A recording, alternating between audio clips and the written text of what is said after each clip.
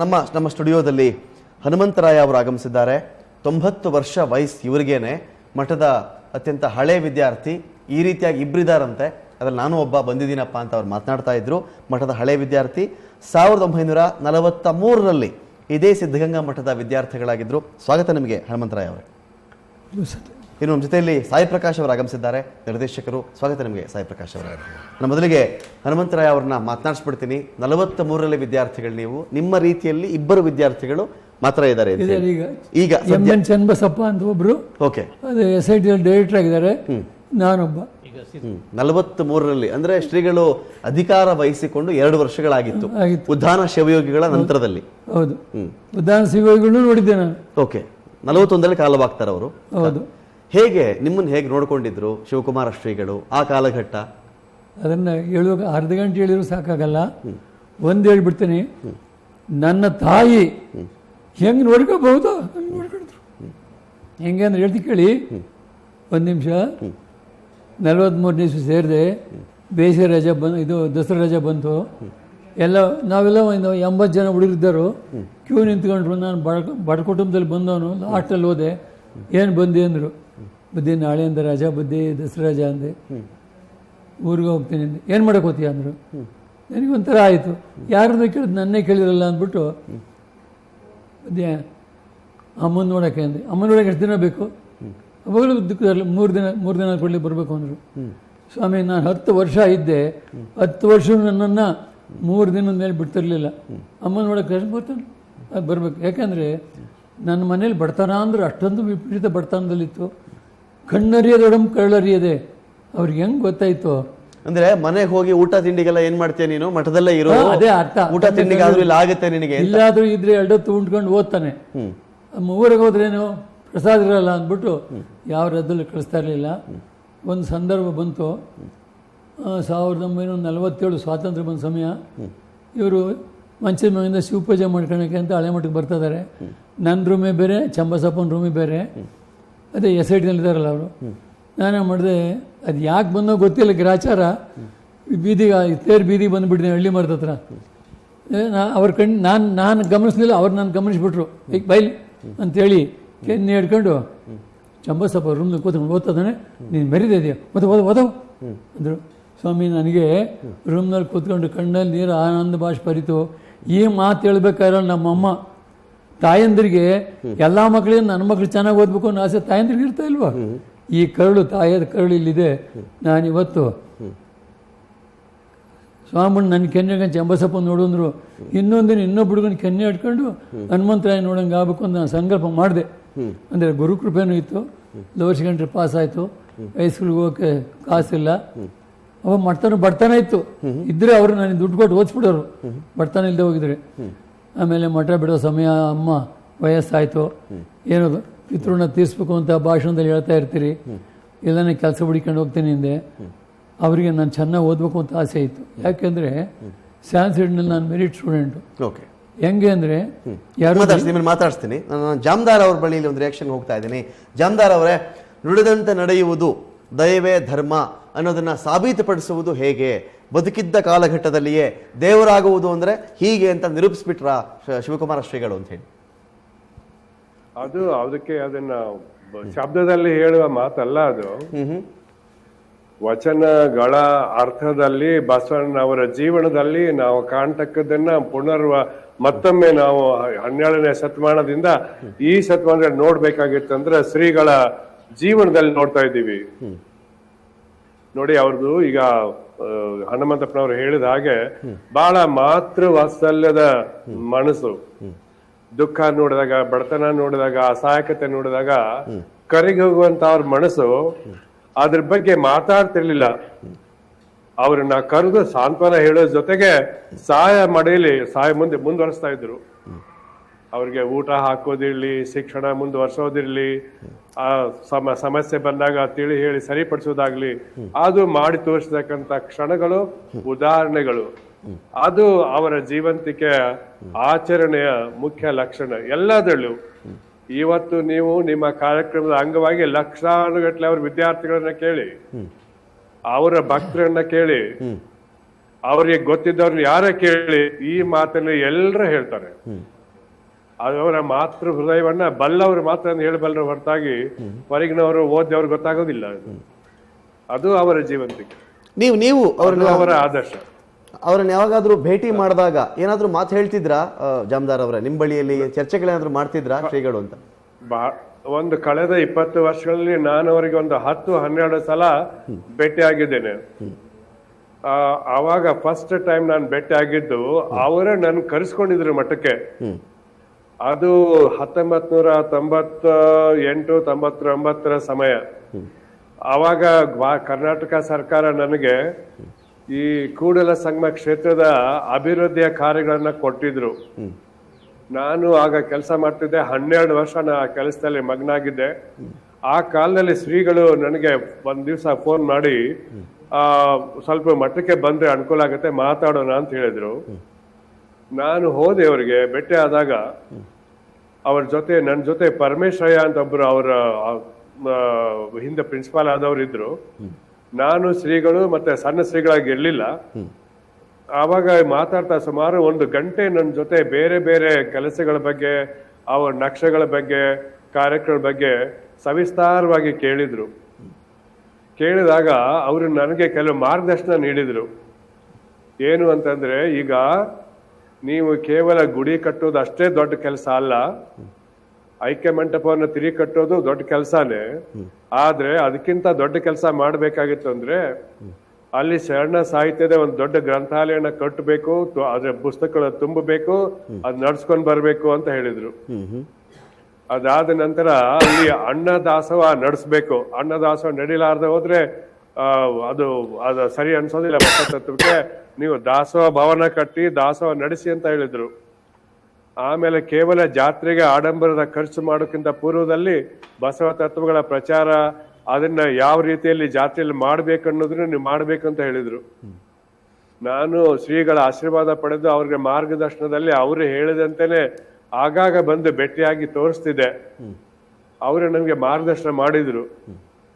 ಈಗ ಅದಕ್ಕೋಸ್ಕರ ಅವರೇ ಮಾರ್ಗದರ್ಶನದ ಕೆಲಸಗಳು ಪೂರ್ಣ ಆಗಿ ಇವತ್ತು ಅಲ್ಲಿ ಇಡೀ ರಾಷ್ಟ್ರದ ಮತ್ತೆ ಕಡೆ ಎಲ್ಲಾ ಭಾಗಗಳಿಂದ ಜನರು ಬರ್ತಿದ್ದಾರೆ. ಸುಮಾರು ಒಂದು ವರ್ಷಕ್ಕೆ 50 ಲಕ್ಷಕ್ಕಿಂತ ಹೆಚ್ಚಿಗೆ ಅಲ್ಲಿ ಜನ ಪ್ರವಾಸಿಗರೇ ಬರ್ತಾರೆ. ಅವ್ರೆಲ್ಲರಿಗೂ ಊಟದ ವ್ಯವಸ್ಥೆ ಇದೆ, ಅತ್ಯಂತ ಸುಸಜ್ಜಿತವಾದ ಗ್ರಂಥಾಲಯ ಇದೆ. ಅಲ್ಲಿ ಜಾತ್ರೆ 9 ದಿವಸ ನಡೆದ್ರೆ ಅದು ಕೇವಲ ಕಾಯಿ ಹೊಡೆಯೋದು, ಕರ್ಪೂರ ಹಚ್ಚೋದು, ಚುರುಮುರಿ ಬತ್ತಾಸ ತಗೊಂಡೋಗೋ ಖಾತ್ರಿ ಆಗೋದಿಲ್ಲ. ಅದೆಲ್ಲದಕ್ಕೂ ಪೂಜ್ಯರ ಮಾರ್ಗದರ್ಶನನೇ ಮುಖ್ಯ. ಜೊತೆಗೆ ಅಲ್ಲಿ ಬಸವಣ್ಣ ಬಾಗೇವಾಡಿಯಲ್ಲಿ ಬಸವಣ್ಣನವರ ಮನೆತನಕ್ಕೆ ಸೇರಿದ ಅವರ ಸಂಬಂಧಿಕರಿಗೆ ಸಂಬಂಧಪಟ್ಟ ಮನೆಗಳನ್ನ ನಾವು ವಶಪಡಿಸ್ಕೊಂಡಿವಿ. ಅಲ್ಲಿ ಒಂದು ಭವ್ಯವಾದಂತ ಸ್ಮಾರಕ ನಿರ್ಮಾಣ ಮಾಡಿದೀವಿ. ಬಸವಣ್ಣನವರ ತಾಯಿ ಪೂಜೆ ಮಾಡಿದಂತ ಬಸವೇಶ್ವರ ದೇವಾಲಯವನ್ನ ಪುನರುಜ್ಜೀವನ ಮಾಡಿದೀವಿ. ಅದು ಎಲ್ಲ ಕಾರ್ಯಕ್ಕೆ ಶ್ರೀಗಳೇ ಬಂದು ಇನಾಗ್ರೇಷನ್ ಮಾಡ್ಬೇಕಂತ ನಮ್ಮ ಇಚ್ಛೆ ಇದೆ. ನಾವು ಕೇಳ್ಕೊಂಡು ಅವ್ರು ಒಪ್ಕೊಂಡ್ರು. ಮಾನ್ಯ ಯಡಿಯೂರಪ್ಪನವರು ಅದನ್ನ ಇನಾಗ್ರೇಷನ್ ಮಾಡ್ಬೇಕಾಗಿತ್ತು, ಪೂಜ್ಯರ ಸನ್ನಿಧಿ ಇರ್ಬೇಕಾಗಿತ್ತು. ನಾವು ಅವರಿಗೆ ಒಂದು ಹೆಲಿಕಾಪ್ಟರ್ ತಗೊಂಡ್ಬಿಟ್ಟು ಕರ್ಕೊಂಡ್ ಬರ್ಬೇಕಂತ ಪ್ಲಾನ್ ಮಾಡಿದೀವಿ 2012ರಲ್ಲಿ. ಶ್ರೀಗಳು ಒಪ್ಕೊಂಡಿದ್ರು. ಆದ್ರೆ ಅಕಸ್ಮಾತ್ ಆಗಿ ಅವ್ರ ಆರೋಗ್ಯ ಹದಗೆಟ್ಬಿಡ್ತು. ಅವಾಗ ಈಗ ಡಾಕ್ಟರ್ ಹೇಳಿದ್ರು, ಅವ್ರಿಗೆ ತೊಂದರೆ ಕೊಡಬೇಡಿ, ಆರೋಗ್ಯ ಸರಿ ಇಲ್ಲ, ಹೆಲಿಕಾಪ್ಟರ್ ಹೋಗಿ ಬರಕ್ ಕಷ್ಟ ಆಗತ್ತೆ, ಅಲ್ಲಿ ಗಂಟೆಗಳ ಕೂಡಕ್ ಆಗಲ್ಲ ಅಂತ ಹೇಳಿದ್ರು. ಆದ್ರಿಂದ ಬರಕ್ ಅವ್ರಿಗೆ ಆಗ್ಲಿಲ್ಲ. ಆದ್ರೆ ಅವ್ರ ಮೈಲಿ ಹುಷಾರು ಇಲ್ಲದೆ ಇದ್ದ ಕೂಡ ಫೋನ್ ಮಾಡಿ ಇಂತಹದೊಂದು ಅವಸರ ನಾನು ಕಳೆದುಕೊಂಡೆ, ನನಗೆ ಬಹಳ ನೋವಾಗಿದೆ, ದೇವರು ಚೆನ್ನಾಗಿ ಮಾಡ್ಲಿ, ಬಸವೇಶ್ವರ ಕೃಪೆ ಮುಂದುವರಲಿ ಅನ್ನುವಂತ ಮಾತನ್ನ ನಮ್ಗೆ ಹೇಳಿದ್ರು ಅವರು. ಅದೇ ರೀತಿ ಒಂದೇ ನಿಮಿಷ ಜಾಮದಾರ್ ಅವರೇ, ಒಂದೇ ಒಂದು ನಿಮಿಷ.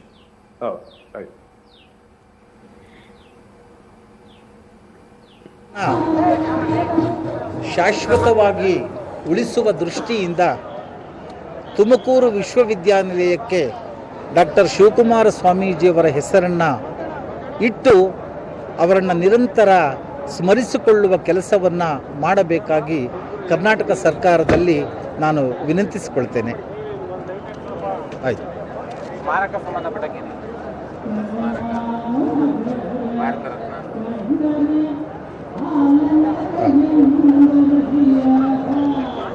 ಬಹಳ ದಿನಗಳಿಂದಲೂ ಡಾಕ್ಟರ್ ಶಿವಕುಮಾರ ಮಹಾಸ್ವಾಮೀಜಿಯವರಿಗೆ ಭಾರತ ರತ್ನ ಪ್ರಶಸ್ತಿಯನ್ನು ನೀಡಬೇಕೆಂಬ ಬಹುಜನರ ಅಪೇಕ್ಷೆ ಆಗ್ರಹ ಕೇಳಿ ಬರ್ತಾನೇ ಇದೆ. ಕರ್ನಾಟಕ ಸರ್ಕಾರದ ಸರ್ವೋಚ್ಚ ಪ್ರಶಸ್ತಿ ಕರ್ನಾಟಕ ರತ್ನ ಪೂಜ್ಯರ ಪಾಲಿಗೆ ಸಂದಿದೆ. ಹಾಗೆಯೇ ಭಾರತ ಸರ್ಕಾರದ ಸರ್ವೋಚ್ಚ ಪ್ರಶಸ್ತಿ ಭಾರತ ರತ್ನ ಪ್ರಶಸ್ತಿಗೆ ಶಿವೈಕ್ಯ ಡಾಕ್ಟರ್ ಶಿವಕುಮಾರ ಸ್ವಾಮೀಜಿಯವರು ಸರ್ವಥಾ ಅರ್ಹರಿದ್ದಾರೆ. ಭಾರತದ ಧಾರ್ಮಿಕ ಪರಂಪರೆಗೆ ರತ್ನದಂತಿರುವ ಶ್ರೇಷ್ಠ ಸೇವೆಯನ್ನು ಸಲ್ಲಿಸಿರುವಂಥ ಪೂಜ್ಯರಿಗೆ ಭಾರತ ರತ್ನ ಪ್ರಶಸ್ತಿಯನ್ನು ನೀಡಿ ಅವರ ಸಾಧನೆಯನ್ನು ಗೌರವಿಸಬೇಕು ಅಂತ ಹೇಳಿ ನಾನು ಭಾರತ ಸರ್ಕಾರದಲ್ಲಿಯೂ ವಿನಂತಿ ಮಾಡಿಕೊಳ್ತೇನೆ.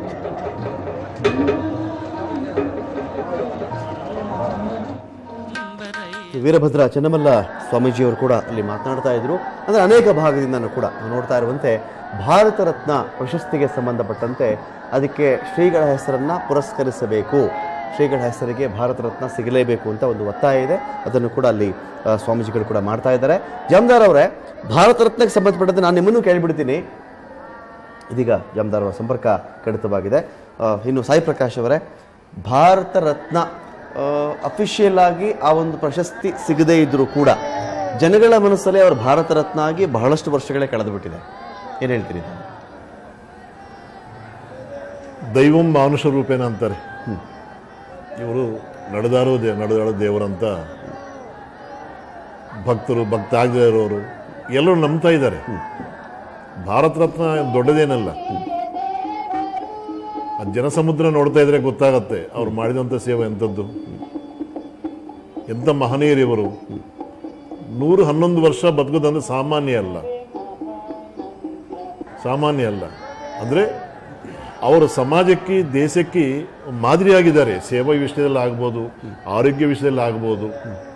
111 ವರ್ಷ ಹೆಂಗೆ ಬದುಕಿದ್ದಾರೆ ಅನ್ನೋದು ಇವಾಗ ಸೈಂಟಿಫಿಕ್ ಆಗಿ ಯೋಚನೆ ಮಾಡಬೇಕು ಎಷ್ಟೋ ಜನ. ಯಾಕಂದರೆ ಕೇವಲ ಆಹಾರ ಮಾತ್ರ ಅಲ್ಲ, ವ್ಯವಹಾರ, ಅವರು ಮಾಡುವಂಥ ಪೂಜೆ ಪುನಸ್ಕಾರ, ಧ್ಯಾನ ಇದೆಲ್ಲ ಇದೆಯಲ್ವಾ. ಅಂದರೆ ಮನಸ್ಸಿನಲ್ಲಿ ಯಾವ ಜಲಸೆ ಇಲ್ಲದೆ, ಯಾವ ಅಪೇಕ್ಷೆ ಇಲ್ಲದೆ ಇರೋರು ಈ ರೀತಿ ಬದುಕೋದು ಸಾಧ್ಯ ಆಗತ್ತೆ. ಅದಕ್ಕೆ ಭಗವಂತ ಏನು ಮಾಡ್ತಾನಂದ್ರೆ, ನಾನು ವೇಷಭೂಷಣ ಹಾಕೊಂಡು ಬರೋದಕ್ಕಿಂತ ಯಾರಿಗೂ ಅರ್ಹತೆ ಇರ್ತದೋ ಸಮಾಜ ಸೇವೆ ಮಾಡೋಕ್ಕಾಗಲಿ, ನಾನು ಅಂದೆ, ನಾನು ಜನಕ್ಕೋಸ್ಕರ ಬದುಕಂತ ಹೇಳಕ್ಕೆ ಈ ಥರ ಸ್ವಾಮಿಗಳು ಯಾರು ಇರ್ತಾರೋ ಅವರಲ್ಲಿ ಭಗವಂತ ಸೇರ್ಕೊಂತಾನೆ. ಆ ಶಿವ ಸೇರ್ಕೊಂಡು ಈ ರೀತಿ ಸೇವಾ ಮಾಡಿಸ್ತಾರೆ. ಅದೇನು ದೊಡ್ಡದಲ್ಲ ಭಾರತ ರತ್ನ ಅನ್ನೋದು. ಯಾಕಂದರೆ ಅವಾರ್ಡ್ ಕೊಡೋದು ಒಂದು ರಾಜಕೀಯ. ಇವಾಗ ಅವಾರ್ಡ್ ಕೊಡೋದು ಒಂದು ರಾಜಕೀಯನೇ. ಆ ರಾಜಕೀಯ ಇಲ್ಲಿಯವ್ರು ಪರವಾಗಿಲ್ಲ. ಲಕ್ಷಾಂತರ ಜನ ಇರೋದು ಕಣ್ಣಲ್ಲಿ ನೀರು ಹಾಕೊತಾ ಇದ್ದಾರೆ, ಅವ್ರು ದರ್ಶನ ಮಾಡಬೇಕಂತ ಅನ್ಕೊಂತ ಇದ್ದಾರೆ. ನಮ್ಮ ಕರ್ನಾಟಕ ಸರ್ಕಾರ ಎಷ್ಟು ಪ್ರೀತಿಯಿಂದ ಅವ್ರು ನೋಡ್ಕೊತಾ ಇದ್ದಾರೆ, ಕರ್ನಾಟಕ ರತ್ನ ಕೊಟ್ಟಿದ್ದಾರೆ. ಇದೀಗ ಬೆಂಗಳೂರಿನ ಮೇಯರ್ ಗಂಗಾಂಬಿಕಾ ಅವರು ನಮ್ಮೊಂದಿಗೆ ಸಂಪರ್ಕದಲ್ಲಿದ್ದಾರೆ. ಗಂಗಾಂಬಿಕಾ ಅವರೇ ನಮಸ್ಕಾರ. ನಮಸ್ತೆ. ಶ್ರೀಗಳ ಬಗ್ಗೆ ಏನು ಹೇಳಲಿಕ್ಕೆ ಬಯಸ್ತೀರಿ ನೀವು? ಶ್ರೀಗಳು ಇವತ್ತೊಂದು ದಿನ ನಮ್ಮ ಜೊತೆ ಇಲ್ಲ ಅಂದಾಗ ಆ ನೋವನ್ನ ಬಾಯಲ್ಲಿ ಬರೀ ಮಾತಲ್ಲಿ ಹೇಳಕ್ಕಾಗಲ್ಲ. ಎಲ್ಲೋ ಒಂದ್ ಕಡೆ ಈಗಾಗಲೇ ಸುಮಾರು 1 ತಿಂಗಳಿಂದ ಅನೇಕ ಪವಾಡಗಳು ನಡೆದು ಎಲ್ಲದಕ್ಕೂ ಅವರು ಸ್ಪಂದಿಸಿ ಆರೋಗ್ಯ ಒಂದು ಮಟ್ಟಕ್ಕೆ ಚೇತರಿಸ್ಕೊಳ್ತಾ ಇದ್ದಾರೆ ಅಂತ ತಿಳಿದಾಗ ಇವತ್ತೊಂದು ದಿನ ಆ ವಿಷಯ ಕೇಳೋ ಮುಂಚೆ ಏನೋ ಇನ್ನೊಂದು ಪವಾಡ ನಡೆದು ಇನ್ನೊಂದಷ್ಟು ವರ್ಷ ನಮ್ಮ ಜೊತೆ ಶಿವಕುಮಾರ ಸ್ವಾಮಿಗಳು ಇರಬಾರ್ದ ಅನ್ನೋ ಮಟ್ಟಕ್ಕೆ ನೋವಾಯ್ತು ಅಂದ್ರೆ ಅದು ಮಾತಲ್ಲಿ ಬರೀ ಹೇಳಕ್ಕಾಗಲ್ಲ.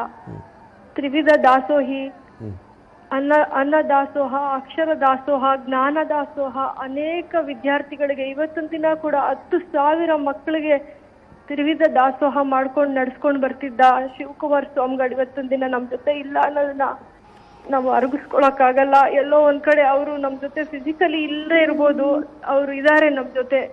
ಅವರು ನಡೆದಾಡೋ ದೇವರಾಗಿದ್ರು. ಇವತ್ತೊಂದು ದಿನ ಅಕ್ಷರಶಃ ದೇವರಾಗೆ ಆ ಮಠದ ಭಕ್ತಾದಿಗಳಿಗೆಲ್ರಿಗೂ ಆಶೀರ್ವಾದ ಮಾಡ್ತಾ ಅವರು ಇದಾರೆ ನಮ್ಮ ಜೊತೆ ಅಂತಾನೆ ಅನ್ಸುತ್ತೆ.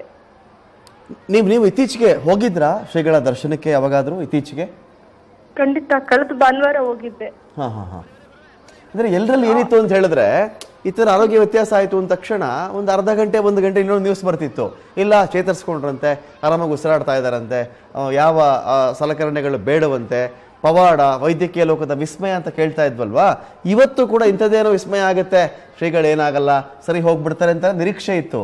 ಆದರೆ ಆಲ್ ಆಫ್ ಅ ಸಡನ್ ಆ ನ್ಯೂಸ್ ಬಂತಲ್ಲ, ಯಾರು ಊಹಿಸಿರ್ಲಿಕ್ಕೆ ಸಾಧ್ಯವೇ ಇರಲಿಲ್ಲ. ಅದು ಖಂಡಿತ ಆ ಪವಾಡಗಳು ನಡೀತಾ ಇದೆ ಅಂದಾಗ ಇನ್ನೊಂದು ಪವಾಡ ಆಗಿ ಇನ್ನೂ ಒಂದಷ್ಟು ವರ್ಷಗಳ ಕಾಲ ಸ್ವಾಮಿಗಳು ನಮ್ ಜೊತೆ ಇರಬಾರ್ದ ಅನ್ನೋ ಭಾವನೆ ನಾನೊಬ್ಳಲ್ಲ, ಎಲ್ಲಾ ಭಕ್ತರಲ್ಲೂ ಬಂದೇ ಹೋಗಿರುತ್ತೆ ಈ ಒಂದು ಭಾವನೆ.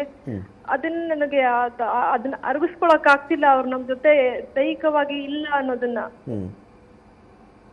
ಅಲ್ಲ, ಎಷ್ಟೋ ವರ್ಷಗಳ ಕಾಲ ನಾವು ಯಾವುದಾದ್ರೂ ಒಂದು ಕೆಲಸ ವಹಿಸಿಕೊಂಡ್ರೆ 1 ವರ್ಷ 2 ವರ್ಷ 5 ವರ್ಷ 10 ವರ್ಷಕ್ಕೆ ಅದರಲ್ಲಿ ಆಮೇಲೆ ಕಷ್ಟ ಆಗುತ್ತೆ ಅನ್ನೋದು ಅನಿಸ್ಬಿಡುತ್ತೆ.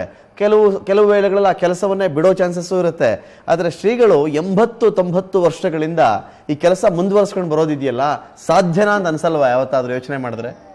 ಖಂಡಿತ ಅದು ಯಾರಿಂದಲೂ ಊಹಿಸಕ್ ಆಗದೆ ಇರೋಷ್ಟು ಸಾಧ್ಯ ಇಲ್ಲದೆ ಇರೋದು ಸಾಧ್ಯವಾಗಿ ಪವಾಡದ ರೀತಿಯಲ್ಲಿ ನಡೀತಾ ಇದೆ ಅಲ್ಲಿ. ಆ ಶ್ರೀಮಠ ಅಷ್ಟು ಮಕ್ಕಳನ್ನ ಒಂದು ಉನ್ನತ ಮಟ್ಟಕ್ಕೆ ತಗೊಂಡೋಗಿ ಎಜುಕೇಶನ್ ಇರ್ಬೋದು, ಅನ್ನ ದಾಸೋಹ, ಜ್ಞಾನ ದಾಸೋಹ ಎಲ್ಲ ಮಾಡ್ತಾ ಬರ್ತಿದ್ದಾರೆ ಅಂದ್ರೆ ಅದಕ್ಕೆ ಅವ್ರನ್ನ ದೇವ್ರಿಗೆ ಹೋಲ್ಸಿರೋದು. ಈ ಒಂದು ಇಷ್ಟು ವರ್ಷಗಳ ಕಾಲ ನಡ್ಸ್ಕೊಂಡ್ ಬರಕ್ಕೆ ದೇವ್ರು ಭಗವಂತನ್ಗೊಬ್ಬನ್ಗೆ ಸಾಧ್ಯ.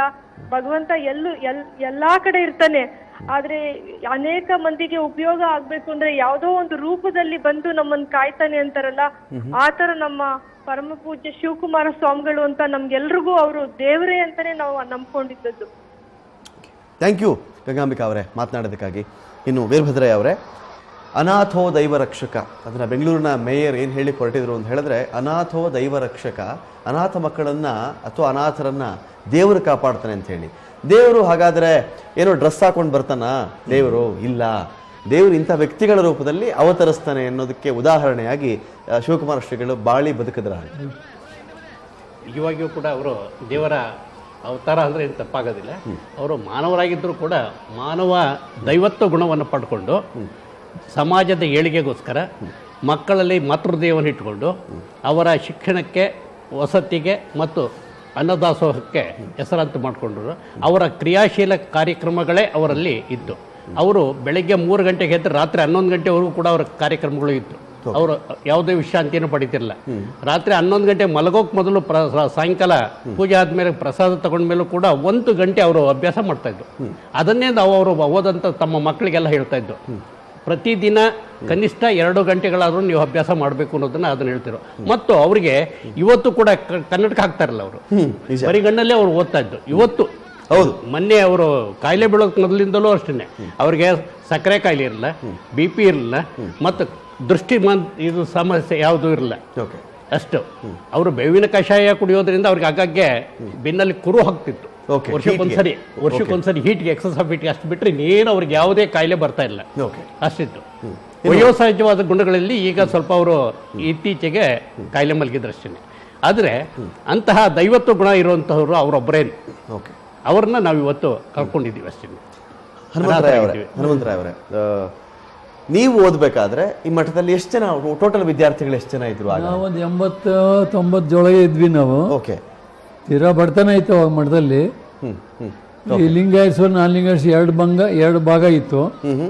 ಅವ್ರಿಗೆ ಬೇರೆ, ಇವರಿಗೆ ಬೇರೆ ಅಂತ. ನನಗೆ ಯಾವುದೋ ಒಂದು ಸಂದರ್ಭ ಬಂದಾಗ ಬುದ್ಧಿ ಸಿರಿಗೆರೆ ಸ್ವಾಮಿಗಳು ಇರ್ರೆಸ್ಪೆಕ್ಟೆಡ್ ಕಮ್ಯುನಿಟಿ, ಎಲ್ಲ ಕಮ್ಯುನಿಟಿ ಒಂದೇ ಕಡೆ ಮಾಡ್ತಾರೆ, ತಾವು 2 ಕಡೆ ಮಾಡಿದರೆ ಯಾಕೆ ಅಂತ ಕೇಳಿದೆ. ಇಲ್ಲ, ಇದು ನನಗೆ ಬಹಳ ದಿನದಿಂದಲೂ ನನ್ನ ಮನಸ್ಸಿನಾಗ ಐತೆ, ಬಟ್ ಇವತ್ತು ಸಮಾಜ ಪಕ್ವವಾಗಿಲ್ಲ. ಈಗ ಈ ಮಠ ಬಡತನದಲ್ಲಿ ಐತೆ, ಸಮಾಜಕ್ಕೆ ಎದ್ರಿಕೊಂಡೇ ನಾವು ಮಠ ಬೆಳೆಸ್ಬೇಕಾಗೈತೆ, ಸಮಾಜ ವಿರೋಧ ಮಾಡೋಕ್ಕಾಗಲ್ಲ ಅಂದರು. ಅದನ್ನು ಕೆಲವೇ ವರ್ಷದಲ್ಲಿ ಕಾರ್ಯಗತ ತಂದವರೆಂದರೆ ಇವತ್ತು ನೀವು ಮಠಕ್ಕೆ ನೋಡ್ಬೋದು. ಯಾವ ಜಾತಿ ಹುಡುಗ ಇದ್ದಾನೆ, ಯಾವ ಜಾತಿ ಭಕ್ತರು ಹೋಗ್ತಾ ಇದ್ದಾರೆ, ಎಲ್ಲಿ ಹೋಗ್ತಾ ಇದ್ದಾರೆ, ಅಡುಗೆ ಮನೆ, ಬಚ್ಚೆ ಮನೆ, ಯಾವ ದೇವ್ರ ಮನೆ, ಎಲ್ಲ ಕಡೆ ಯಾವ ಕಮ್ಯುನಿಟಿ. ಇವತ್ತು ವರ್ಲ್ಡ್ನಲ್ಲಿ ಇರ್ರೆಸ್ಪೆಕ್ಟಿವ್ ಆಫ್ ಕಮ್ಯುನಿಟಿ ಅಂತಕ್ಕಂಥದ್ದು ಏನಾದ್ರು ಇದೆ ಅಂದರೆ ಇಂಡಿಯಾ ದೇಶದಲ್ಲಿ ಸಿದ್ಧಗಂಗಾ ಮಠ ಒಂದೇನೆ. ಯಾವ ಜಾತಿಗೂ ಅಂತ ಯಾರು ಕೇಳೋದಿಲ್ಲ ಅಲ್ಲಿ. ಅಷ್ಟರ ಮಟ್ಟಿಗೆ ಎಲ್ಲ ಪ್ರಸಾದ ತಗೊಂಡು ಆಶೀರ್ವಾದ ಪಡಿತಾರೆ ಅಂತಂದರೆ ಇದಕ್ಕಿಂತ ಒಂದು ಪುಣ್ಯ ಕ್ಷೇತ್ರ ಜಗತ್ತಿನಲ್ಲಿ ಇನ್ನೊಂದು ಇಲ್ಲ ಅಂತ ನಾನು ಹೇಳ್ತೀನಿ. ಇವತ್ತು ವರ್ಲ್ಡ್ಗೆ ತ್ರಿವಿಧ ದಾಸೋಹ ಅಂತಕ್ಕಂಥದ್ದು ಜಾತ್ಯತೀತವಾಗಿ ನಡೆಸ್ಕೊಂಡು ಬಂದಂಥ ಗುರುಗಳು ಒಬ್ಬರೇ. ಇವ್ರು ನೋಡ್ಕೊಂಡು ಇವತ್ತು ಜಗತ್ತು ಕಲಿಬೇಕಾಗಿತ್ತೆ. ಇನ್ನೊಂದು ಅಂಶ, ಕೆಲವು ದೇವಸ್ಥಾನಗಳಿಗೆ ನಾವು ಸಣ್ಣವರಿದ್ದಾಗ ಹೋದ್ರೆ ಯಾರು ಪ್ರಸಾದ ಕೊಡ್ತಿರಲ್ಲ, ಇವರು ನೋಡ್ಕೊಂಡು ಇವತ್ತು ಎಲ್ಲ ದೇವಸ್ಥಾನಗಳಲ್ಲೂ ಪ್ರಸಾದ ಕೊಡೋದು ರೂಢಿ ಆಗೈತೆ. ಇದಕ್ಕೆಲ್ಲ ನಮ್ಮ ಮೂಲ ಕಾರಣ ಸಿದ್ದೇನ ಸ್ವಾಮಿಗಳು. ಇವರು ಮಾಡಿದ್ದು ಒಂದಲ್ಲ, ಅನೇಕ ಮಾರ್ಗದರ್ಶನ ಮಾಡಿದ್ದಾರೆ. ಬಸವ ತತ್ವವನ್ನು ಸಂಪೂರ್ಣವಾಗಿ ಅಳವಡಿಸ್ಕೊಂಡು ಬಂದವರೇ ಹೊರತು ಬೇರೆ ಇಲ್ಲ. ನನಗೆ ನಾನಾಗಲೇ ನಿಮ್ಗೊಂದು ಹೇಳಿದೆ, ಮಠ ಬಿಡೋ ಸಂದರ್ಭ ಬಂದಾಗ ನೋಡಿ, ಗುರುವಿನ ಕೃಪೆ, ನೀನು ಒಲಿದರೆ ಕೊರಡು ಕೊನರು ಓದಯ್ಯ, ನೀನು ಒಲಿದರೆ ಬರಡು ಹಯವನು ಓದಯ್ಯ ಅನ್ನೋದಕ್ಕೆ ನಾನು ಸಾಕ್ಷಿ. ಮಠ ಬಿಡಬೇಕಾದ್ರೆ ಅವ್ರು ನಾನು ಚೆನ್ನಾಗಿ ಓದಬೇಕು ಅಂತ ಆಸೆ ಇತ್ತು. ನಾನು ಮೆರಿಟ್ ಸ್ಟೂಡೆಂಟು, ಯಾವುದೋ ಒಂದು ಸ್ಕಾಲರ್ಶಿಪ್ ಇದರಲ್ಲಿ ಎಲ್ಲ ಬ್ರಾಹ್ಮಣರ ಮಕ್ಕಳಿಗೆ ಹೋಗ್ತಿದ್ದು, ನನಗೆ ಬಂದುಬಿಡ್ತು. ಒಂದ್ಸಲಿ ಖುಷಿಯಾಗಿತ್ತು ಅವ್ರಿಗೆ. ಮಠ ಬಿಡ್ಸೋಕ್ಕೆ ಇಷ್ಟ ಇರಲಿಲ್ಲ. ಪರಿಸ್ಥಿತಿ ನೋಡಿದಾಗ ಹೇಳ್ಕೊಂಡಾಗ ಅವ್ರಿಗೇನು ಆಸೆ ಇತ್ತು ಅಂದರೆ ನೀವು ಚೆನ್ನಾಗಿ ಓದಬೇಕು ಅಂತ ಆಸೆ ಇತ್ತು ಅನ್ನೋದಕ್ಕೆ 1-2 ಸೂತ್ರ ಹೇಳ್ಕೊಟ್ರು ಸರ್. ಇವತ್ತು ಜಗತ್ತಿಗೆ ಬೇಕಾಗ ಆ ಸೂತ್ರ. ಸಾಧಕ ವಿದ್ಯಾ ಅಂದ್ರೇನು, ಬಾಧಕ ದ್ರವ್ಯ ಅಂದ್ರೇನು ಅಂದರು. ಗೊತ್ತಿಲ್ಲ ಅಂದೆ. ಸಾಧನೆ ಮಾಡಿದಷ್ಟು ವಿದ್ಯೆ ಬರುತ್ತೆ, ಶ್ರಮ ಪಟ್ಟಷ್ಟು ಸಂಪತ್ತು ಬರುತ್ತೆ ಅಂದರು. ಅದನ್ನು ಮನಸ್ಸಿನಾಗ ಇಟ್ಕೊಂಡು, ಸರ್ ನಾನು ಲೋವರ್ ಸೆಕೆಂಡ್ರಿ ಹೈಸ್ಕೂಲಿಗೆ ಕಾಸಿಲ್ಲ, ಗುರು ಕೃಪೆ, ಪ್ರೈವೇಟ್ನ SSLC, ಪ್ರೈವೇಟ್ ಡಿಗ್ರಿ, ಪ್ರೈವೇಟ್ನಲ್ಲಿ MA ಮಾಡ್ಕೊಂಡು ಕಾಲೇಜ್ ಲೆಕ್ಚರ್ ಆಗಿ ಯೂನಿವರ್ಸಿಟಿ ಪ್ರೊಫೆಸರ್ಗಳು, ಹಾಮಾನಾಯಕರು, ಶ್ಯಾಮರಾಯರು, ಬಸವರಾಜು, ಜವರೇಗೌಡರು ಇಂಥವ್ರ ಜೊತೆನಲ್ಲ ಲಿಟ್ರರಿ ವರ್ಕ್ ಮಾಡತಕ್ಕಂಥ ಅವಕಾಶವನ್ನು ಸಿಕ್ತು ಅಂದರೆ ಈ ಗುರುವಿನ ಕೃಪೆ ಸರ್. ನೀನು ಒಲಿದರೆ ಕೊರಡು ಕೊನರು ಓದಯ್ಯ ಅನ್ನೋದಕ್ಕೆ ಇನ್ನೂ ಕೆಲವು ಅಂಶಗಳಿದ್ದಾವೆ, ಮುಂದೆ ಹೇಳ್ತೀನಿ. ಫೈನ್. ಇದೀಗ ಮಹಾಂತೇಶ್ ಇದ್ದಾರೆ ಪ್ರತಿನಿಧಿ. ಮಹಾಂತೇಶ್, ಸದ್ಯ ತುಮಕೂರಲ್ಲಿ ಸಿದ್ಧಗಂಗಾ ಶ್ರೀಗಳು ಅಂದರೆ ನಡೆದಾಡುವ ದೇವರ ಅಂತಿಮ ದರ್ಶನಕ್ಕೆ ಹೇಗೆ ಜನಸಾಗರ ಹರಿದು ಬರ್ತಾ ಇದೆ? ಯಾರೆಲ್ಲ ಇಲ್ಲಿವರೆಗೂ ಬಂದು ಹೋಗಿದ್ದಾರೆ? ಗಣ್ಯರು ಯಾರ್ಯಾರು ಬಂದಿದ್ರು ಅಂತ ಮಹಾಂತೇಶ್? ರಮಜಾನ್ ಏನು ನಡೆದಾಡುವ ದೇವರು ಸಿದ್ಧಗಂಗಾ ಶ್ರೀಗಳ ಒಂದು ಅಂತಿಮ ದರ್ಶನಕ್ಕೆ ಇಡೀ ಜನಸಾಗರವೇ ಹರಿದು ಬರ್ತಿದೆ ಅಂತ ಹೇಳ್ಬೋದು. ಏನು ತುಮಕೂರು ನಗರವಷ್ಟೇ ಅಲ್ಲದ ರಾಜ್ಯಾದ್ಯಂತ ಮೂಲೆಯೊಂದರೂ ಕೂಡ ಸಾವಿರಾರು ಭಕ್ತರು ಇದೀಗ ಬರ್ತಿರೋದು. ಏನು ಬಂದಂತಹ ಭಕ್ತರು ನಿರಂತರವಾಗಿ ಏನೋ ಬಂದು ದರ್ಶನ ಮಾಡಿ ಹೋಗ್ತಾ ಇದ್ದಾರೆ. ಅವರೆಲ್ಲರಲ್ಲೂ ಕೂಡ ಕಣ್ಣಲ್ಲಿ ನೀರಿರುವಂತದ್ದು, ಅವರೆಲ್ಲರಲ್ಲೂ ಕೂಡ ಒಂದು ನೋವು ಏನು ಕಾಣ್ತಿದೆ. ಏನೋ ನಡೆದಾಡುವ ದೇವರು ಇಲ್ಲಿವರೆಗೂ ನಮ್ಗೆ ದರ್ಶನವನ್ನ ಕೊಟ್ಟಿದ್ದಾರೆ, ಅವರ ಒಂದು ಆಶೀರ್ವಾದವನ್ನು ಪಡೆದಿದ್ದೇವೆ. ಇನ್ನು ಮುಂದೆ ನಾವೆಲ್ಲ ತಪ್ಪಲಿಗಳಾಗಿದ್ದೇವೆ. ಅವರ ದರ್ಶನ ಯಾವ ರೀತಿ ನಮ್ಗೆ ಸಿಗುತ್ತೆ, ಇನ್ನು ಮುಂದೆ ನಮ್ಗೆ ಮಾರ್ಗದರ್ಶನ ಮಾಡೋರು ಯಾರು, ನಮ್ಗೆ ಏನೋ ಕಾಯಕನ ಹೇಳ್ಕೊಡೋರು ಯಾರು ಅನ್ನೋ ಒಂದು ನೋವು ಇಡೀ ಆ ಭಕ್ತ ವೃಂದದಲ್ಲಿ ಕಾಣುವಂಥದ್ದು. ಜೊತೆಗೆ ಮಕ್ಕಳು ಕೂಡ ಅವರ ನೋವನ್ನು ಕೂಡ ನಾವು ವರ್ಣಿಸೋಕ್ಕೂ ಕೂಡ ಸಾಧ್ಯ ಇಲ್ಲ. ಆ ಮಟ್ಟದ ಒಂದು ನೋವು ಮಠದ ಆವರಣದಲ್ಲಿ ತುಂಬಿರುವಂಥದ್ದು. ಮತ್ತೆ ಸಾಕಷ್ಟು ಜನರು ಏನು ಜಾಗರೋಪಾದಿಯಲ್ಲಿ ನಿರಂತರವಾಗಿ ಬರ್ತಾ ಇದ್ದಾರೆ. ಬೆಳಗ್ಗಿಂದ ಸಂಜೆವರೆಗೂ ಕೂಡ ಇದು ಬರ್ತಿದೆ. ಇನ್ನು ನಾಳೆಯವರು ಸಂಜೆಯವರು ಕೂಡ ನಿರಂತರವಾಗಿ ಬರುವಂಥದ್ದು. Ramakant, thank you Mahantesh, thank you ಡೀಟೇಲ್ಸ್ಗಾಗಿ. ಇನ್ನೊಂದು ಮಾತಿದೆ, ನಾನು ಸಾಯಿ ಪ್ರಕಾಶ್ ಅವರು ನಿಮ್ಮಲ್ಲೇ ಕೇಳ್ತೀನಿ. ಆಲಸ್ಯವೇ ಮುಪ್ಪು, ಚಟುವಟಿಕೆ ಯೌವನ ಅಂತ ಹೇಳಿ. ಯಾವತ್ತು ನಾವು ಸೋಮಾರಿಗಳಾಗ್ತೀವೋ ಅದೇ ನಮ್ಮ ಮುಪ್ಪು, ಚಟುವಟಿಕೆಯಾಗಿ ಎಷ್ಟು ವರ್ಷಗಳ ಕಾಲ ಇದ್ರೂ ಅದೇ ನಮ್ಮ ಯೌವನ ಅಂತ ಹೇಳಿ. ಆ ತತ್ವವನ್ನು ಅಳವಡಿಸಿಕೊಂಡು ಬಿಟ್ಟಿದ್ರಾ ಅಷ್ಟೇ. 111 ವಯಸ್ಸು ಬಿಟ್ಟರೆ ಈಗಲೂ ನಡೆದಾಡ್ತಾ ಇದ್ರು. ಅನಾರೋಗ್ಯ ಸ್ವಲ್ಪ ಇಲ್ಲದೆ ಇದ್ದಿದ್ರೆ ಚೆನ್ನಾಗಿ ನಡೆದಾಡ್ತಾ ಇದ್ರು ಅವರು. ಅಷ್ಟೇ ಅಲ್ಲ, ನಮ್ಮ ಕಾರು ಒಂದು ವಾರನೋ ಒಂದೇ ತಿಂಗಳು ನಾವು ತೆಗಿಲಿಲ್ಲ ಅಂದರೆ ಬ್ಯಾಟ್ರಿ ಡೌನ್ ಆಗತ್ತೆ, ಆ ಟೈರ್ನಲ್ಲಿ ಗಾಳಿ ಕಡಿಮೆ ಆಗುತ್ತೆ, ಸ್ಟೀರಿಂಗ್ ಸರಿಯಾಗಿ ತಿರುಗಲ್ಲ. ಯಾವತ್ತಷ್ಟೇ ಮನುಷ್ಯನಿಗೆ ದೇಹ ಜೊತೆಯಲ್ಲಿ ಮನಸ್ಸಿದೆಯಲ್ವಾ, ಅದು ದೊಡ್ಡ ಯಂತ್ರ. ಅದು ಸ್ವಾರ್ಥ ಇಲ್ಲದೆ ಮಾಡೋಂಥದ್ದು. ಸ್ವಾರ್ಥ ಇದ್ರೆ ಕೊರಗಿರುತ್ತೆ, ಅವಾಗ ದೇಹ ಪ್ಲಸ್ ಆರೋಗ್ಯನೂ ಹಾಳಾಗೋದಕ್ಕೆ ಸಾಧ್ಯವಾಗುತ್ತೆ. ಬಟ್ ಸ್ವಾಮಿಗಳೇನಂದ್ರೆ ಅವ್ರಿಗೋಸ್ಕರ ಏನು ಮಾಡ್ಕೊಳ್ಳಿಲ್ಲ, ಏನು ಮಾಡ್ಕೊಳ್ಳಿಲ್ಲ. ಅವ್ರು ಬೇಕಾಗಿಲ್ಲ. ಅವ್ರ ವಂಶ ಅಕ್ಕಂದ್ರಿರ್ಬೋದು, ಅಣ್ಣಂದ್ರಿರ್ಬೋದು, ಯಾರಿರ್ಬೋದು, ಈ ಮಠಕ್ಕೆ ಕಾವಿ ತೊಟ್ಟಿದ ಮೇಲೆ ಯಾರಿಗೆ ಬಡತನ ಇರುತ್ತೆ, ಯಾರ ಜೀವನದಲ್ಲಿ ಓದ್ಬೇಕಂತ ಆಸೆ ಇರುತ್ತೆ, ಯಾರು ನಿಷ್ಠಾವಂತರಾಗಿರ್ತಾರೆ, ಅವನ್ನ ಮೇಲೆ ತರಬೇಕನ್ನೋ ಭಾವ ಅವ್ರನ್ನಲ್ಲಿದೆ. ಅದರಿಂದ ಆರೋಗ್ಯ ಚೆನ್ನಾಗಿರುತ್ತೆ. ಈಗ ನಮಗೆ 30-40 ಮನೆ ಇಲ್ಲ, 60-40 ಮನೆ ಇಲ್ಲ, BMW ತಗೊಳ್ಳಿಲ್ಲ, ಅದು ತಗೊಳ್ಳಿಲ್ಲ, ಆ ಸೈಡ್ ತಗೊಳ್ಳಿಲ್ಲ ಅನ್ನೋ ಭಾವ ಇರುವಾಗ 100-111 ವರ್ಷ ಹೆಂಗ್ ಬದುಕ್ತೀವಿ ನಾವು? ಬದುಕು ಸಾಧ್ಯ ಇಲ್ಲ. ಪರೋಪಕಾರಾರ್ಥಂ ಇದಂ ಶರೀರಂ ಅಂತ ಇದ್ರೆ ಬದುಕಬಹುದೇನೋ, ನಮಗೋಸ್ಕರನೇ ಬದುಕ್ತೀವಿ ಅಂತ ಹೊರಟ್ರೆ ಕಷ್ಟ ಅಂತ. ಹೌದು. ಆಮೇಲೆ ಒಂದು ವಿಶೇಷ ಹೇಳ್ತೀನಿ ಸರ್, ಇಡೀ ಭಾರತದಲ್ಲಿ ಮಠದ ಸಂಪ್ರದಾಯ, ಗುರು ಸಂಪ್ರದಾಯ ಕರ್ನಾಟಕನೇ ಮೇಲ್ಕೈ. ನಾನು ಆಂಧ್ರದಲ್ಲಿ ಹುಟ್ಟಿದ್ದೀನಿ. ಗುರು ಪರಂಪರೆ ಅನ್ನೋದು ಕರ್ನಾಟಕನೇ ಮೇಲ್ಕೈ. ಆಂಧ್ರದಲ್ಲಿ ಹುಡುಕಿದ್ರು ನಿಮಗೆ 4 ಮಠ ಸಿಕ್ಕಲ್ಲ. ಇನ್ನು ವೀಕ್ಷಕರೇ 10,000 ಮಕ್ಕಳು ಈ ಮಠದಲ್ಲಿ 2 ಹೊತ್ತಿನ ಊಟ ಮಾಡ್ತಾರೆ, 1 ಹೊತ್ತು ತಿಂಡಿ ತಿಂತಾರೆ. ಅವರು ನಿಮ್ಮೊಂದು ಅಂದಾಜಿಗೆ ಹೇಳ್ತಾ ಇದ್ದೀನಿ ನಾನು, ಒಂದು ಲೆಕ್ಕಕ್ಕೆ ಹೇಳ್ತಾ ಇದ್ದೀನಿ ನಾನು, ಇಷ್ಟೇನೆ. ಎಷ್ಟು ಬೇಕಾಗತ್ತಪ್ಪ ದವಸ ಧಾನ್ಯಗಳು, ಶ್ರೀಗಳು ಹೇಗಪ್ಪ ಅಡ್ಜಸ್ಟ್ ಮಾಡ್ತಾ ಇದ್ರು? ಇದು ಯಾವಾಗಲೂ ಪ್ರಶ್ನೆನೆ. ಅಂಥದ್ರಲ್ಲಿ ನೋಡ್ತಾ ಇದ್ದೀವಿ, 30 ಕ್ವಿಂಟಾಲ್ ಅಕ್ಕಿ ಬೇಕು, 8 ಕ್ವಿಂಟಾಲ್ ರಾಗಿ ಹಿಟ್ಟು ಬೇಕಾಗತ್ತೆ, 3 ಕ್ವಿಂಟಾಲ್ ತೊಗರಿಬೇಳೆ ಬೇಕು, 4 ಕ್ವಿಂಟಾಲ್ ತರಕಾರಿ ಬೇಕು, 3 ಕ್ವಿಂಟಾಲ್ ಈರುಳ್ಳಿ, ರವೆ ಬೇಕಾಗತ್ತೆ 5 ಕ್ವಿಂಟಾಲ್, ಉಪ್ಪು 1 ಕ್ವಿಂಟಾಲ್ ಬೇಕು, ಸಾಂಬಾರ್ ಪುಡಿ ಖಾರದ ಪುಡಿ 1 ಕ್ವಿಂಟಾಲ್ ಬೇಕು, ಹುಣಸೆ ಹಣ್ಣು 60 kg, ಮೆಣಸಿನಕಾಯಿ 24 kg, ಹಾಲು ಮಜ್ಜಿಗೆಗೆ ಸೇರಿ 300 ಲೀಟರ್ ಬೇಕಾಗತ್ತೆ, ಕಡಲೆಕಾಯಿ ಎಣ್ಣೆ 100 kg ಬೇಕು, ತೆಂಗಿನಕಾಯಿ 200 ಬೇಕು. ಇದು ಒಂದು ದಿನದ ಶ್ರೀಮಠದ ಅನ್ನದಾಸೋಹದ ಖರ್ಚು. ಹನುಮಂತರಾಯ್ ಅವರೇ, ನೀವು ಹೇಳಿ, ಈಗ ಇದು ಯಾವುದೋ ಒಂದು ಮದುವೆ ಮನೆಗೆ ಲಿಸ್ಟ್ ಬರೀಲಿಕ್ಕೆ ಈಸಿ ಆಗಬಹುದೇನೋ, ಒಂದು ದಿನದ ಖರ್ಚಪ್ಪ, ಒಬ್ಬ ಮನುಷ್ಯ ಜೀವಮಾನ ಪೂರ್ತಿ ದುಡಿದಿರ್ತಾನೆ. ಇಲ್ಲಿ ಒಂದೇ ಒಂದು ದಿನಕ್ಕೆ ಇಷ್ಟು ಅಡ್ಜಸ್ಟ್ ಮಾಡಬೇಕು ಅಂದ್ರೆ ಈ ಕಾಲಘಟ್ಟ ಬಿಡಿ, 41-43ರಿಂದ ಎಷ್ಟು ಶ್ರಮ ವಹಿಸಿರಬೇಡ, ಹಂತವಾಗಿ ಈ ಸ್ಟೇಜಿಗೆ ಬರಬೇಕು ಅಂತ ಎಲ್ಲವೂ ಕ್ವಿಂಟಾಲ್ ಲೆಕ್ಕನೇ. ಅದು ಸಣ್ಣದಿಂದ ಬೆಳಕಂತ ದೊಡ್ಡದಾಗ ಬಂತು. ಇನ್ನೊಂದು ಏನಾಗುತ್ತೆ ಅಂದ್ರೆ, ಅಲ್ಲಿ ಮಠ ಬಡತನದಲ್ಲಿ ಇದ್ದುದು ಈ ಮಠಕ್ಕೆ ಹೆಂಗ್ ಬಂದಪ್ಪ ಅಂದ್ರೆ, ಭಕ್ತರು ನೋಡಿರು, ಇದು ನಿಷ್ಠಾವಂತ ಮಠ. ಇವತ್ತು ಎಷ್ಟೇ ದವಸ ಧಾನ್ಯದ ಕಾಸು ಕಾಣಿಕೆ ಕೊಟ್ಟರು ಅದು ಸದುಪಯೋಗವಾಗುತ್ತೆ ಹೊರತು ಸ್ವಾರ್ಥಕ್ಕೋಸ್ಕರವಾಗಿಲ್ಲ ಅನ್ನೋದಕ್ಕೆ ಒಂದು ಉದಾಹರಣೆ ಇವರು ಹೇಳಿದರು.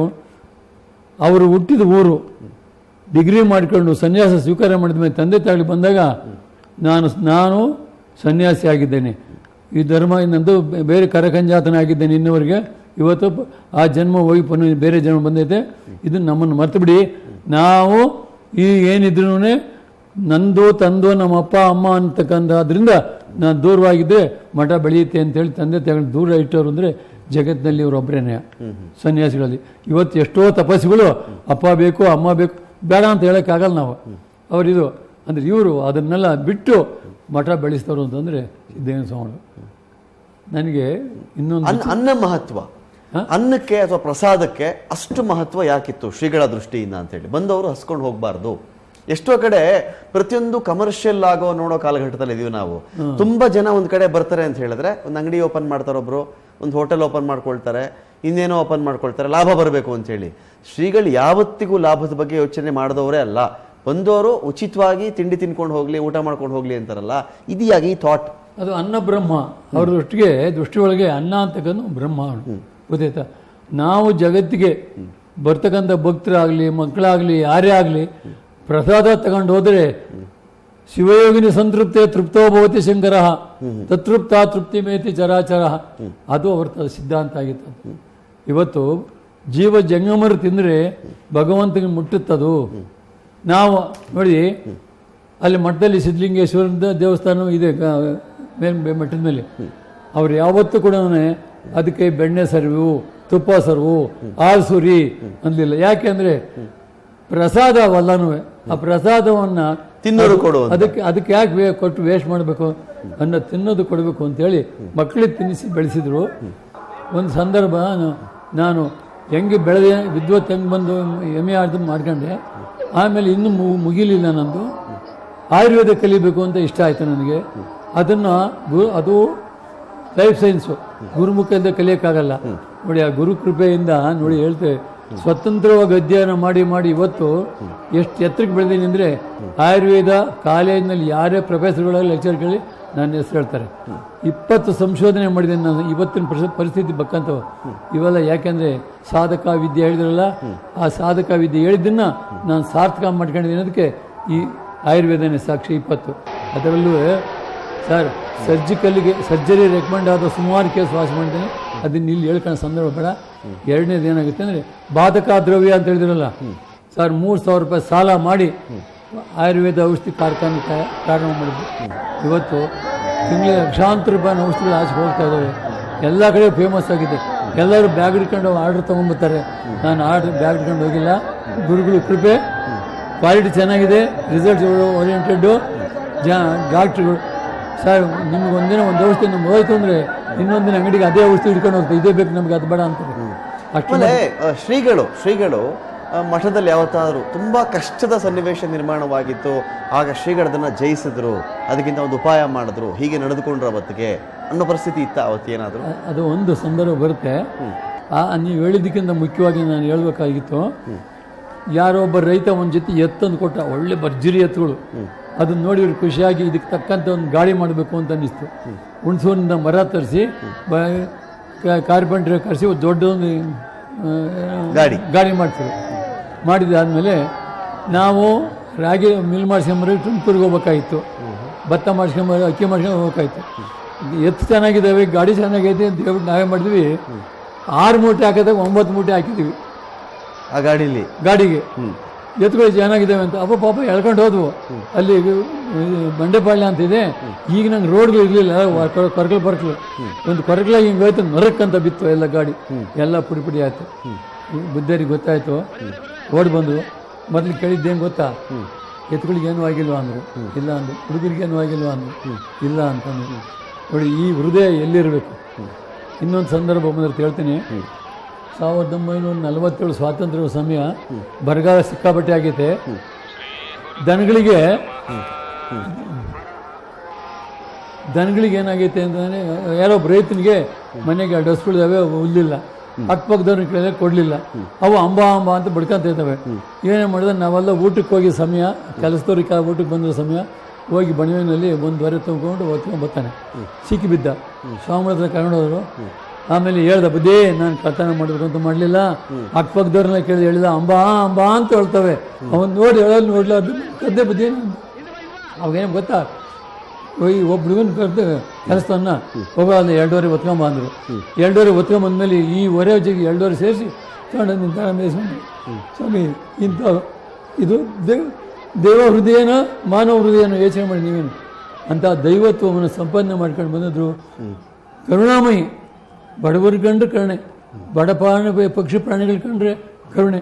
ಅವನು ಚೆನ್ನಾಗಿ ಹಸುಗಳನ್ನ ಹೆಂಗೆ ಸಾಕಾರ ಗೊತ್ತಾಗ, ನಾಯಿ ಮರಿಗಳನ್ನ ಹೆಂಗೆ ಸಾಕಾರ ಗೊತ್ತಾಗ, ಅಷ್ಟು ಚೆನ್ನಾಗಿ ಅಕ್ಕಿ ಪಕ್ಷಿಗಳು ಬಂದು ಅವ್ರ ಹತ್ರ ಬಂದು ನಿಂತ್ಕೊಳವು, ನನಗೇನು ಕೊಡು ಅಂತ ಹಸುಗಳು ಬಂದು ನಿಂತ್ಕೊಳವು, ಹಂಗೆಲ್ಲ ಸಾಕಿದ್ರು. ಆಮೇಲೆ ಲೆಕ್ಕಾಚಾರದಲ್ಲೂ ಅಷ್ಟೇ ಶ್ರೀಗಳು. ಈಗ ಮಠದ ಹಳೆಯ ಶಿಷ್ಯರು, ನಾನು ಎದುರಿಗಿದ್ದಾಗ ಶ್ರೀಗಳ ಎದುರುಗಡೆ ನಿಂತಿದ್ದೆ ಅವತ್ತು. ಆ ಮಠದಲ್ಲೇ ಕಲಿತು ಒಬ್ರು ಯಾರೋ ಬ್ಯಾಂಕಲ್ಲಿ ಒಂದು ಉದ್ಯೋಗ ಸಿಕ್ಕಿತ್ತಂತೆ, ಹುಡುಗ, ಚಿಕ್ಕ ಹುಡುಗನೇ, ತುಂಬ ಏನು ಏಜ್ಡ್ ಅಲ್ಲ. ಅವರು ಅಲ್ಲಿಗೆ ಬಂದಿದ್ರು. ಒಂದು 5,000 ರೂಪಾಯಿ 10,000 ರೂಪಾಯಿದ ಒಂದು ಡಿಡಿನೋ ಚೆಕ್ಕೋ ತಂದಿದ್ರು ಅವರು.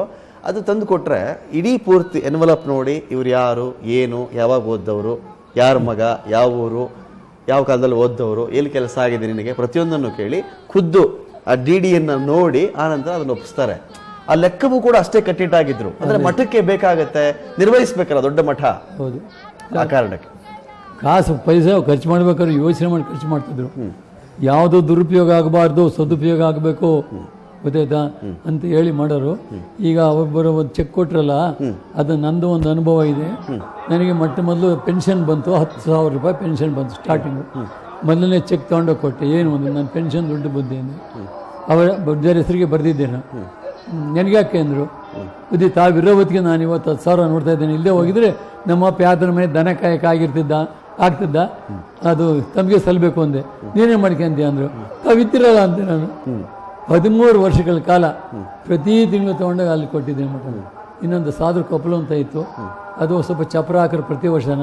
ಬುದ್ಧಿ ಚಪ್ರ ಹಾಕೋದು ಬೇಡ, ನಾನು ಕೈಲಾದಷ್ಟು ಸಹಾಯ ಮಾಡ್ತೀನಿ, ಕೊಡ್ತೀನಿ. ಸಹಾಯ ಅನ್ನಿಲ್ಲ, ಕೈಲಾದಷ್ಟು ಕೊಡ್ತೀನಿ ಕಾಣಿಕೆ, ಅಲ್ಲಿ ಪರ್ಮನೆಂಟ್ ಸ್ಟ್ರಕ್ಚರ್ ಮಾಡಿ ಅಂತೇಳಿ 50,000 ರೂಪಾಯಿ 2 ಸಲ ಕೊಟ್ಟು, ಅದು ಸಾಧು ಕೊಪ್ಪಲು ಭಾಳ ಪರ್ಮನೆಂಟಾಗಿ ಮಾಡಿದ್ದಾರೆ ಈಗ. ಅದು ಒಂದು ಖುಷಿ. ಇಂಥವು ಅಲ್ಲ, ನನ್ನ ಸುಮಾರು ಇದಾವೆ ಸರ್. ನಾನು ಒಂದು 2 ನಿಮಿಷಕ್ಕೆ ಮುಖ್ಯ ಅಂತವಲ್ಲ.